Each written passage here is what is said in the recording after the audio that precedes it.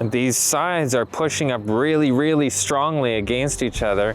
Said there is a wall of separation that exists between the first table of the law and the second table of the law. Now that will come up again in our conversation. Yeah. We have to stand for right because it is right. Yes.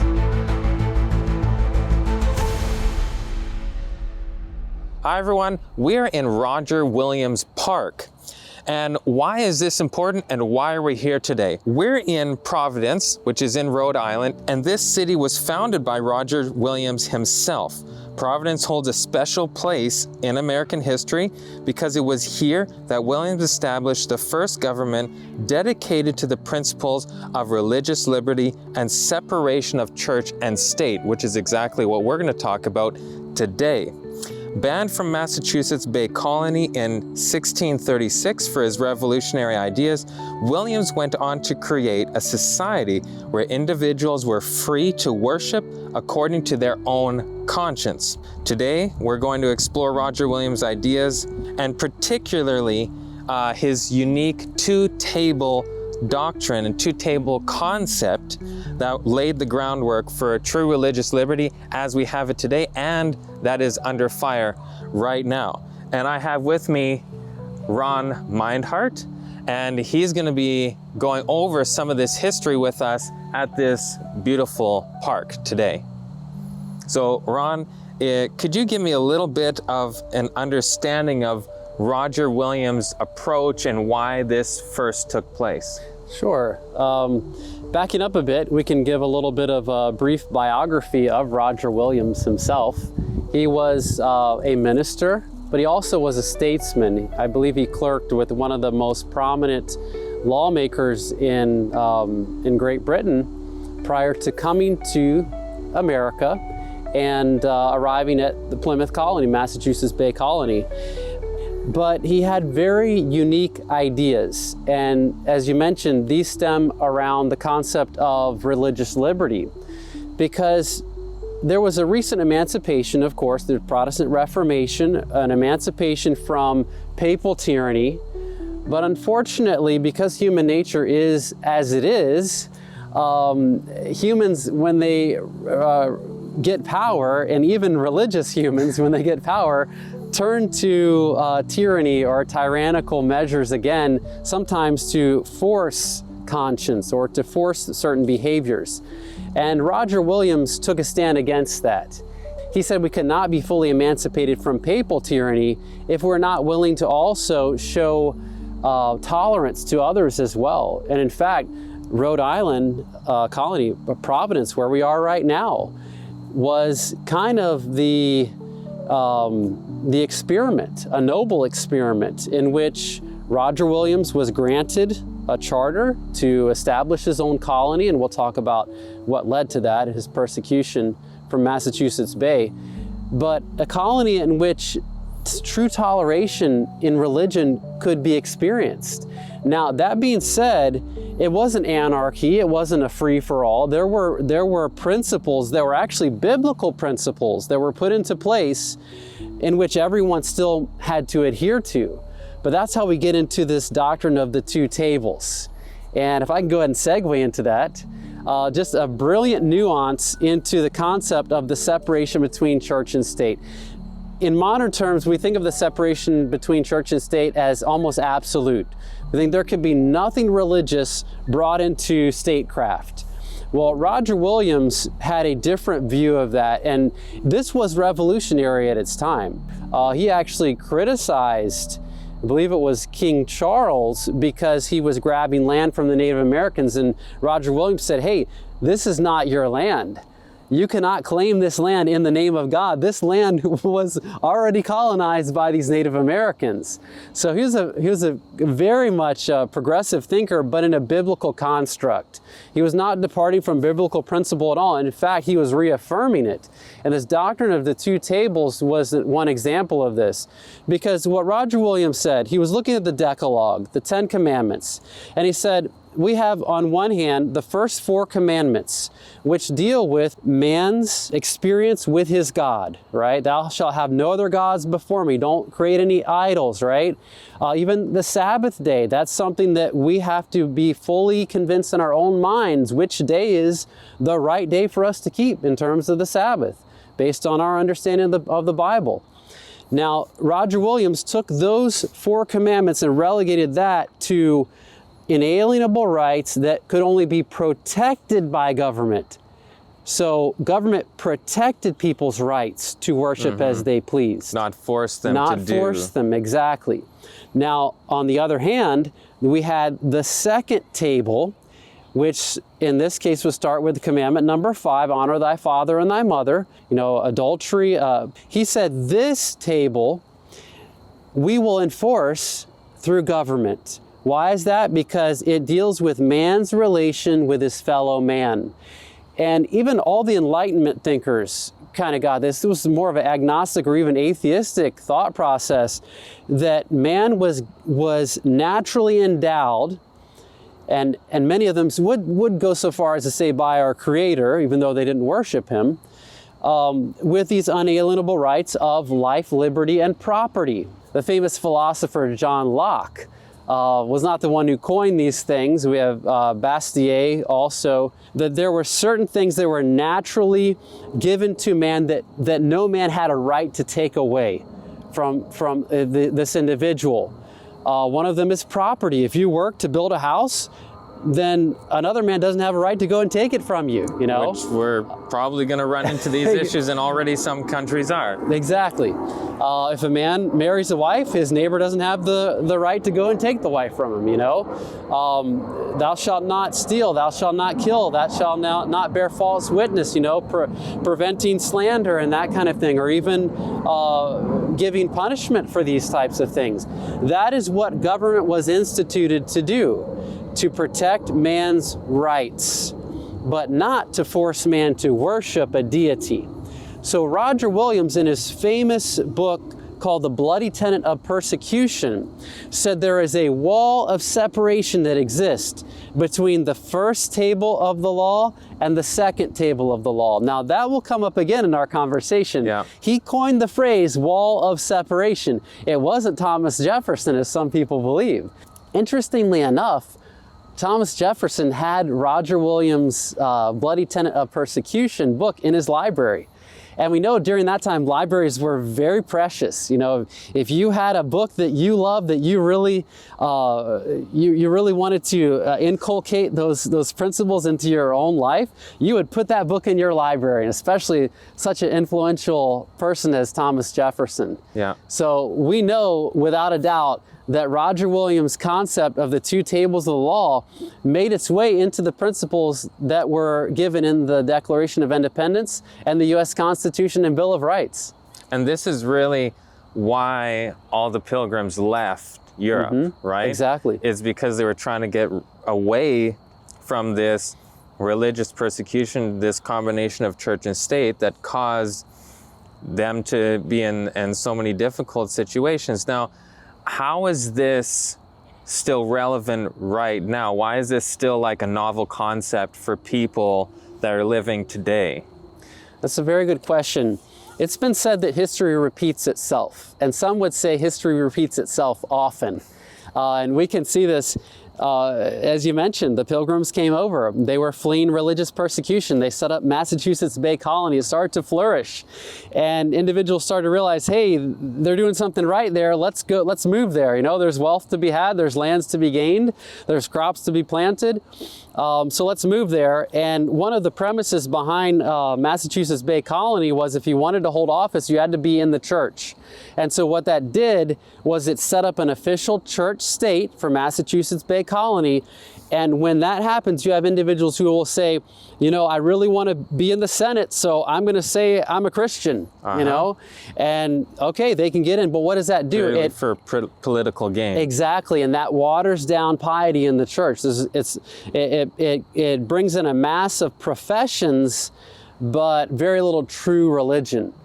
And when this happens, then you have people say, well, what's happening to our church? You know, what's happening to our colony? We need to start forcing people to pay their tithe and forcing people to go to church on Sunday. One of the first arguments that Roger Williams got into when he came over, and he was given a congregation, and they questioned, why do we give this man a congregation already? He's already saying that we should not force people to worship on the Sunday. They should be able to choose whatever day they want to worship. That was one of the very first things he got in trouble with.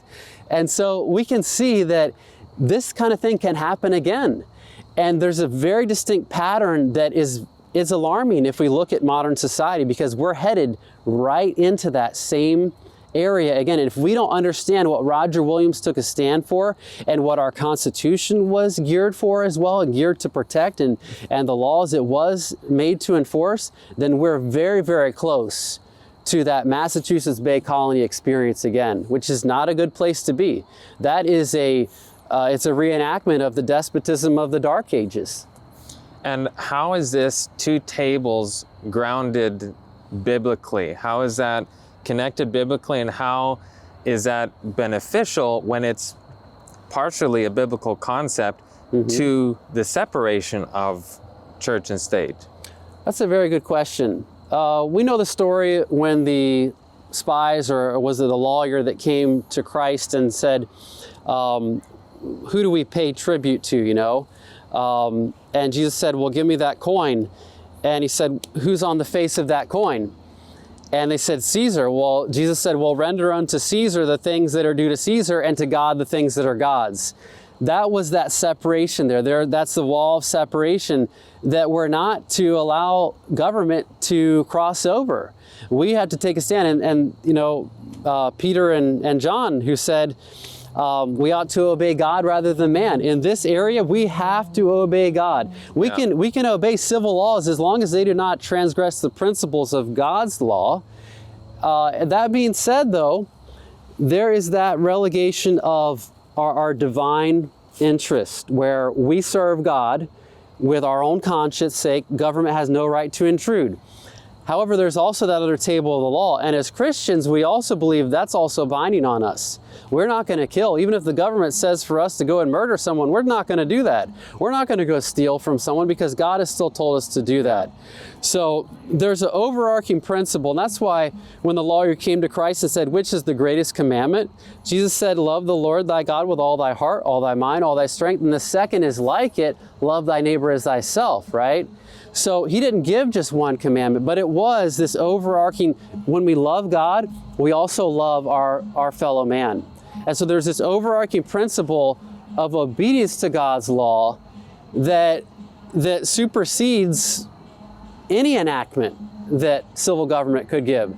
But that being said, good government will be patterned out after Roger Williams' two-table doctrine. It would protect the first table. It would protect man's rights to worship God as he deems fit, but it would also allow man to be protected by God's governing principles. Don't lie, don't steal, don't commit adultery, these types of things. If we look at that in a modern context, we can see that would include things like, oh, that music is terrible. I know. So we had a little bit of an intermission. You guys probably heard the music that was playing, so the lighting is a little bit different now, but it's still beautiful. So, Ron, how did Roger Williams challenge really the status quo in the Massachusetts Bay Colony? Well, I briefly touched on that earlier. Basically, he came over with different ideas, and there was a minister by the last name of Cotton, who was his arch enemy. And in fact, they wrote numerous responses back to each other in the form of books even, where they were challenging this idea, or Roger Williams was challenging the idea that the church had the right to force its, well, not the church, but the colony had the right to force its citizens to pay tithe and these types of things. And Roger Williams said, you can't do that, because you are taking from a man who has potentially total animosity against doing such a thing, and you're showing him to be a hypocrite. You know, you're showing him to be this person who is willing to just sacrifice their own conscience to meld into yours, you know, and which is not right. It's not biblical. God doesn't do that to us. He says, come now, let us reason together. And so it shouldn't have been a revolutionary thought process because it's in the Bible. But there's something about human nature that once individuals get in power and they have this idea that their morality must be enforced on others, then we have this whole conundrum that ensues. Forcing morality will fix morality, which is an immoral thing to do, which degrades morality. Exactly. Now, that being said, Roger Williams in his colony, and even there in Massachusetts Bay, did say the second table, let's enforce that. Let's keep people from stealing and killing and that kind of thing. As long as it's affecting your fellow man. Exactly. That's right. And that's a big difference between what you do yourself and what you do that affects the other human being. Exactly. That's right. Now, some would say, well, it doesn't that first table, you know, if someone doesn't go to church on the same day that I do, doesn't that affect me? Well, that is their prerogative because that is their decision with their God. Okay, now if we had our intermission because a group came up and decided they wanted everyone in the whole park to hear their music. And unfortunately, we had to bring about the second table of the law to kind of put that noise level down. It would be okay for them to listen to that music on their own. You know, if they had earbuds, if they want to go somewhere where they're not disturbing the peace, you know, there's a little bit different nuance to that. And there is some gray area, but thankfully, Roger Williams said there is a wall of separation between, not there's a gray area, but there's a wall of separation. What is on that first table needs to stay on that first table and stay out of the hands of government, is basically what he said. So did what Roger Williams say affect the Constitution in any way and how that was formed? There are some theories that state that there was no influence with Roger Williams, that Jefferson even coined the phrase wall of separation. Now, I disagree with that because I do know that Jefferson, as I mentioned before, had Roger Williams' book in his library. And Roger Williams was a revolutionary thinker. I believe that his foundation of this place, Providence, of the Rhode Island colony, sent waves that are reverberating even to this time in which we live. That's why these monuments are everywhere, celebrating his life, because we realize that he had a profound impact upon our country. And of that we can be very grateful for.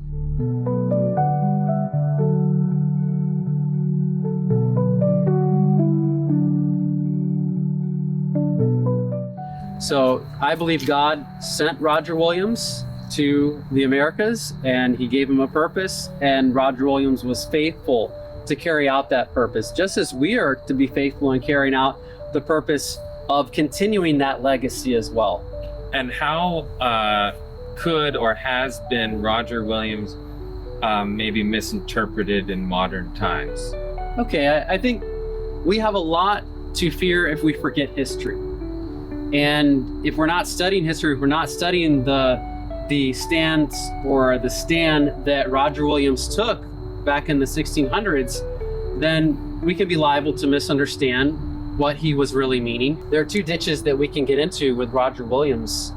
Some say that he was a strict separationalist and there was no semblance of religion at all mixed with his governance in Rhode Island, which we don't see to be correct if we read his writings, because he had the two-table doctrines, right? He said religious liberty is here, but there's that second table of the law that we must hold as important for government to be responsible for. Yeah. Okay? In modern times, we can get into trouble, and I believe we are in trouble right now, because when we say that there is to be no semblance of Christianity in the United States government, we're actually taking the Constitution and pushing out some of the influence that it could have. Now, we know the First Amendment was there to protect that first table, right?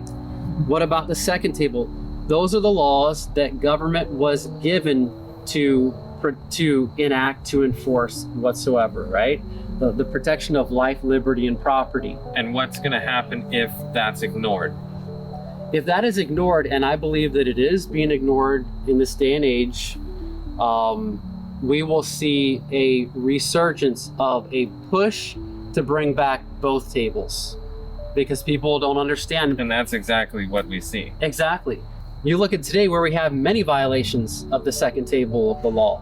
We have abortion that is, we're not going to get into that today, but if you believe that you should not kill, especially if it's just, my decision to put an end to my baby's life because I just don't want to be inconvenienced, that is a violation of the law of God, right?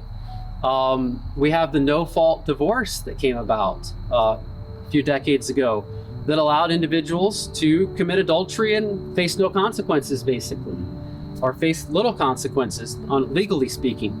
And so when we jettison these commandments, the second table in particular, from government oversight, what we find is that immorality increases tremendously.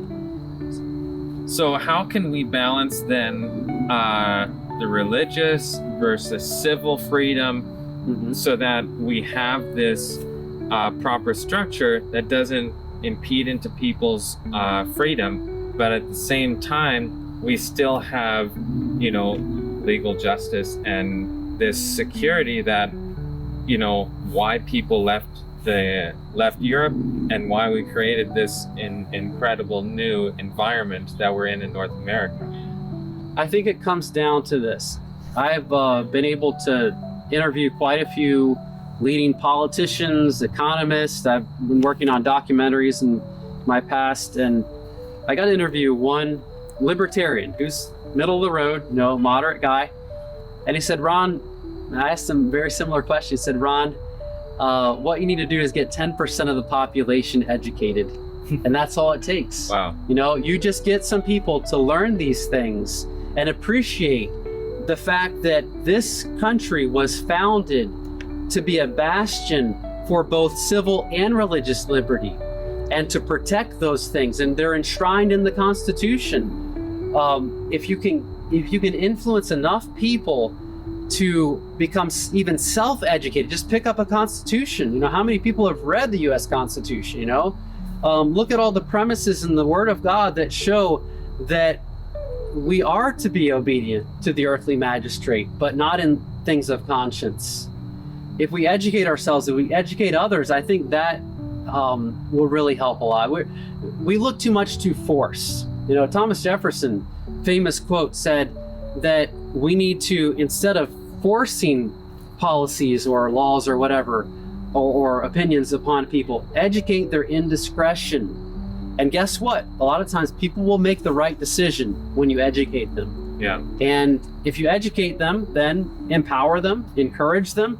Now, that being said, there is something called federalism that is built into our Constitution, which means that there's a federal government, there are state governments, there are local governments, and there is personal governance as well.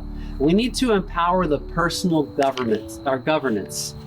Too often we empower federal government to the neglect of personal government. And if we don't empower personal government, then federal government has to take a step in and say, look, you're not eating right, you're not doing this. We need to create more laws to force you to do this. So education. This gets to family education. Exactly. Education is huge, and grassroots initiatives where churches are getting involved in this. There's a concept that I've learned. I'm taking graduate public policy at a fairly large university. And one thing I've learned that I found to be very profound is that there's something called sphere sovereignty. You see, the church has a sphere sovereignty over the matters of conscience. And the government has a sphere sovereignty over the matter of punishing crime, that kind of thing. The two, there may be a slight overlap, but there's that wall of separation that should be there. This should separate church and state. Now, that does not mean that the two are not working for a common goal of uplifting humanity, because they are. but each in its own sphere of sovereignty. We need to keep those in their separate sphere. Otherwise, we're going to have this church-state combination that was characteristic of all the despotism in the Dark Ages. So why is Roger Williams' understanding interpretation still relevant today and right now? What we see in society today is two things. We see rampant immorality, we could say, from a Christian perspective, but we also see a movement coming from that moral side, and I'd say moral side because it's not moral to do this, that says, look at all those people over there that are breaking the law, right? God's law. We need to, and I'm not talking about killing, the second table, I'm talking about the first table. But when you point to the first table and say, the reason why they're doing this is because they're not following the first table, therefore government must enforce both, that's where we get into trouble. And we could see that happen. You see, as the pendulum swings back and forth, we go to extremes. And unless we're there saying, look, I'm going to stand in the way, and if that ball hits me, then I'll take the brunt of it. But I'm not going to let this pendulum swing to where it shouldn't go. Yeah.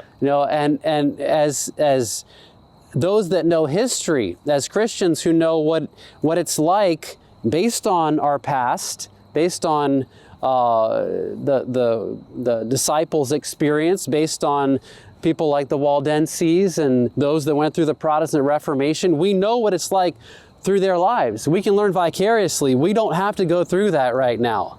And ideally, we should not have to.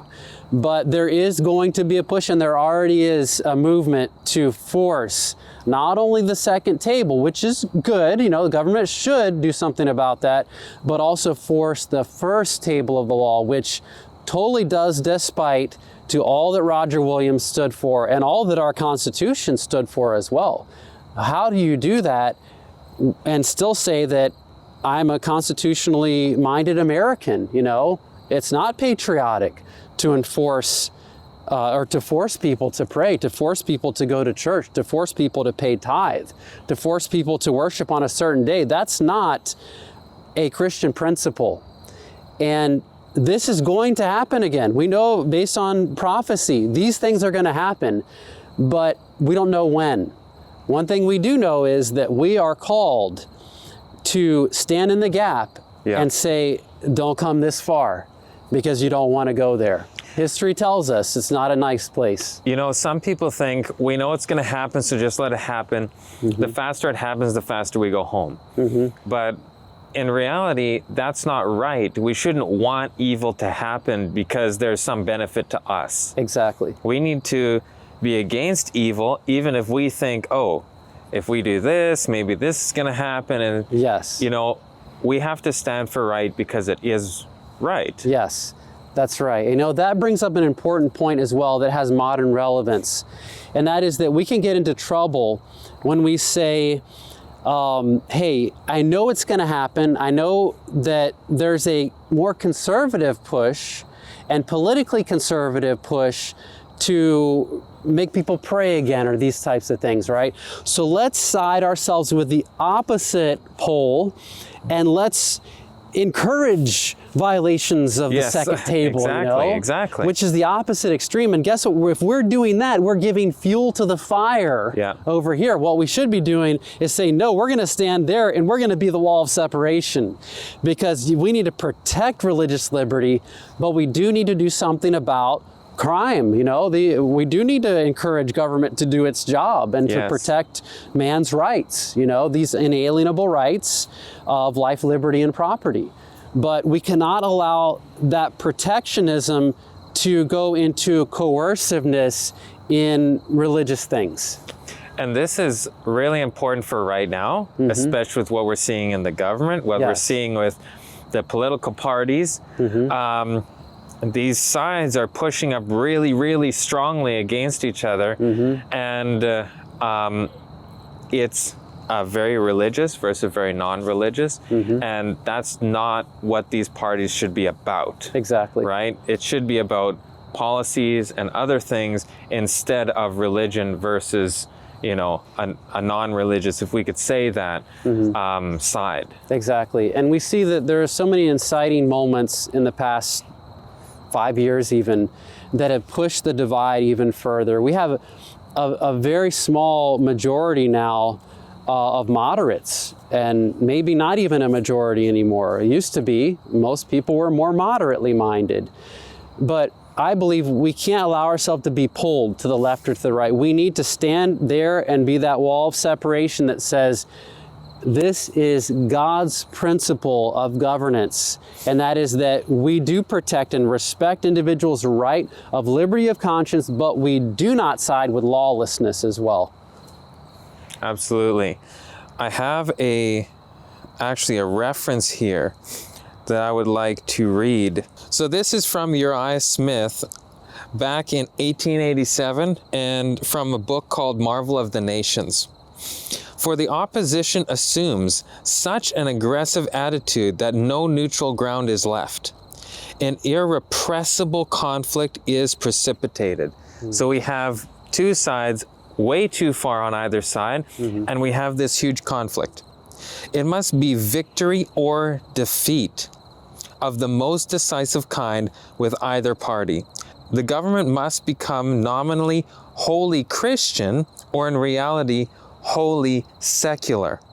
So I thought that's very pertinent now when we're trying to force one side or the other, liberals on one side and the conservatives on the other, and these think they need to fight these, and then they push up against each other, and it just causes this complete synthesis and explosion in the middle, when we should be the ones in the middle. We should be the ones, like you said Roger Williams was doing, upholding the second tablet governmentally, and the first tablet individually between us and God. Yes, that's right. So is there any last comments of maybe that people should be thinking about, especially right now with everything happening in the world? There's one thought I would like to share and kind of close with this. It's a quote from a wonderful book called The Great Controversy. I know you've referenced it quite a few times in Truth Matters. And this is basically looking at Roger Williams' colony, and also the good that could even be seen in Massachusetts Bay, because there were some good things that were practiced there. And this is what drew millions of people to the shores of America. And it's what made this nation great. And there is greatness still to be had, but it's not in making people pray. It's not in making people not pray, It's in realizing there are biblical principles whereby individual conduct is governed, religious conduct is governed, and personal conduct is governed. And to know which sphere and which appropriate action is necessary is vital to the continuity of our republic. So I'll finish with this quote. The Bible was held as the foundation of faith, the source of wisdom, and the charter of liberty. Its principles were diligently taught in the home, in the school, and in the church, and its fruits were manifest in thrift, intelligence, purity, and temperance. One might be for years in the dweller of the Puritan settlement and, quote, not see a drunkard, or hear an oath, or meet a beggar. The principles of the Bible are the surest safeguards of national greatness. And this shows that when biblical principles, when the second table is in the proper sphere of the government, is being upheld by the government, when the first table is held in our hearts, is encouraged by that sphere sovereignty of the church, and when the two are separated by that wall of distinction that Christ placed there to render unto God the things that are God's, and the things that are Caesar's, the things that are Caesar's, when those things are done, we can live in a beautiful world. We really can.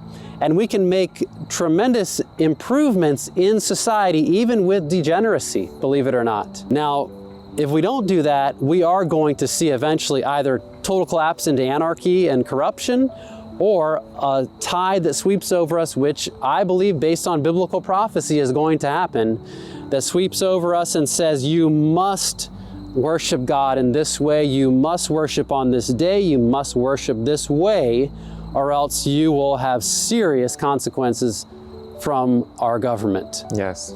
And this is to be avoided. And it can be avoided if we choose the better path just as Roger Williams chose here in Providence, Rhode Island.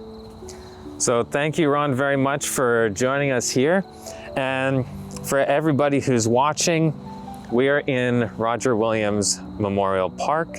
And keep this in mind, that church and state were designed to be separate, and that gives freedom for all, not just for a few people who believe it's their moral compass that needs to guide everybody else. And that's what these great nations were built on, is freedom of religion, freedom of worship. So if you like this, please make sure you share this video with your friends, like and subscribe, and we'll see you in the next video.